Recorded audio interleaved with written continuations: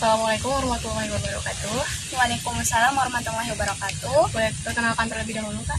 Boleh, perkenalkan nama saya Ira Safitri Dari Universitas Negeri Medan. Baik, Kak, saya akan bertanya sedikit mengenai tentang korupsi.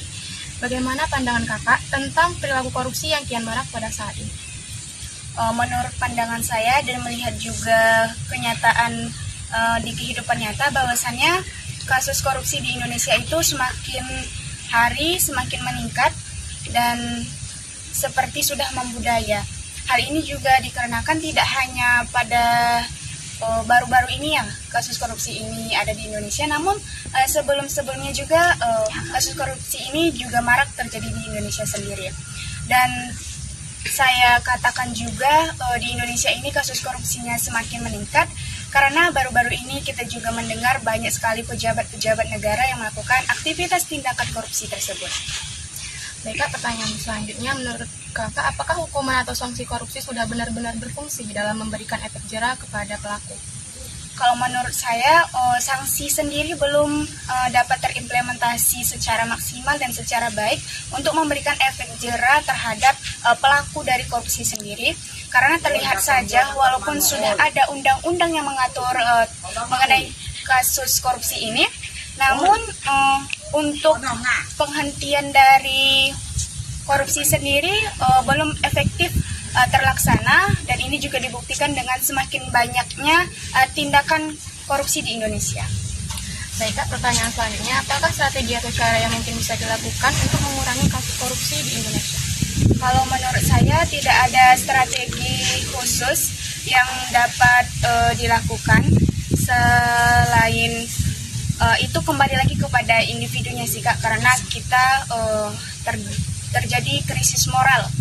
Karena menurut saya pun hukum yang telah dibentuk gitu sekuat apapun, jika tidak ada kesadaran moral dari individunya sendiri, maka kasus korupsi ini juga akan tetap terjadi. Contohnya saja seperti kasus korupsi yang baru-baru ini marak terjadi, dan undang-undang yang telah ada mengaturnya itu juga dengan hukuman yang begitu berat, namun kasus korupsi itu tetap dilakukan. Kalau menurut saya sulit untuk menegakkan suatu hukum yang benar-benar dapat efektif, tapi tidak menutup kemungkinan untuk dapat terus melakukan perbaikan-perbaikan terhadap aturan hukum tersebut dalam meningkatkan efektivitas terhadap pelaku korupsi agar di Indonesia sendiri korupsi ini dapat diminimalisir lah, gitu, Kak.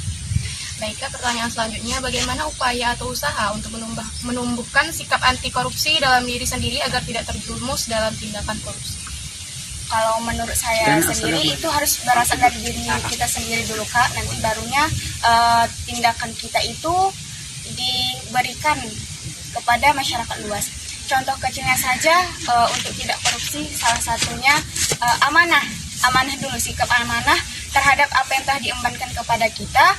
Ketika kita memang sudah memiliki amanah tersebut, ya laksanakan dengan baik, dan kita juga tidak boleh meminta hak kita secara berlebihan. Artinya gini, ketika kita bekerja, apapun jabatan kita, sesuai apapun gaji yang harus kita terima, jangan dari pekerjaan yang kita miliki kita ingin lebih akan hal itu, ataupun dapat mengurangi sikap konsumtif, karena dengan sikap konsumtif juga dapat memicu terjadinya seseorang itu ingin melakukan korupsi gitu. Kalau menurut saya seperti itu, Kak. Baik, Kak, pertanyaan selanjutnya, apakah korupsi selalu terkait tentang uang? Bagaimana dengan korupsi waktu, penggunaan fasilitas untuk kepentingan pribadi, dan lain-lain? Kalau menurut saya sendiri, korupsi itu tidak hanya dalam bentuk materi seperti uang, namun juga dapat korupsi waktu. Contohnya seperti kita nih seorang pelajar, contoh kecilnya saja, itu kadang tidak disiplin waktu, itu juga termasuk korupsi waktu. Ataupun seorang pejabat negara yang seharusnya menjadi pemimpin yang baik bagi bawahannya, namun kadang banyak di antara mereka itu yang tidak tepat waktu dalam menjalankan pekerjaannya, malahan karyawannya itu lebih cepat datang gitu. Jadi itu juga menunjukkan korupsi akan waktu yang tidak harus materi gitu, fasilitas juga dalam bentuk pemenuhan kebutuhan pribadi untuk kepuasan sendiri. Baik Kak, itu saja pertanyaan dari saya. Terima kasih sudah meluangkan waktunya untuk bisa saya wawancarai. Terima kasih. Sama-sama Kak. Assalamualaikum warahmatullahi wabarakatuh. Waalaikumsalam warahmatullahi wabarakatuh.